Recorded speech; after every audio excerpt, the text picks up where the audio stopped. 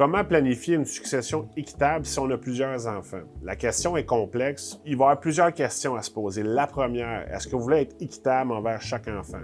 Exemple, j'ai 100 j'ai 4 enfants, je veux qu'il y ait 25 pièces chaque. Là, c'est facile de dire, OK, je veux que ce soit équitable, je vais donner 25 chaque. J'ai 1 250 000 chaque. Mais là, dans une transmission de succession, il y a l'impôt. Quand il y a l'impôt, ça veut dire qu'exemple, je lègue un type de bien à un de mes enfants, je laisse l'argent à l'autre, je laisse un REER à un. Mais là, la façon que ça va être imposé puis ce qui va en rester net va être différent. Aussi, y a-t-il une entreprise?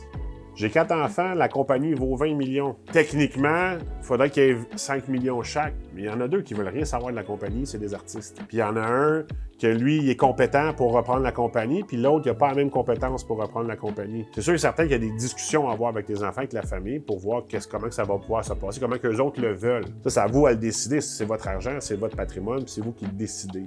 Dans un patrimoine, est-ce qu'on est mieux de le faire transiger vers la conjointe avant, vers le conjoint avant de l'envoyer aux enfants? C'est d'autres choses à en réfléchir.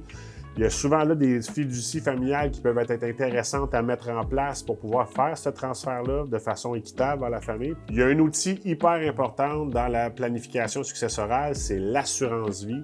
Souvent mal aimée, mais tellement importante.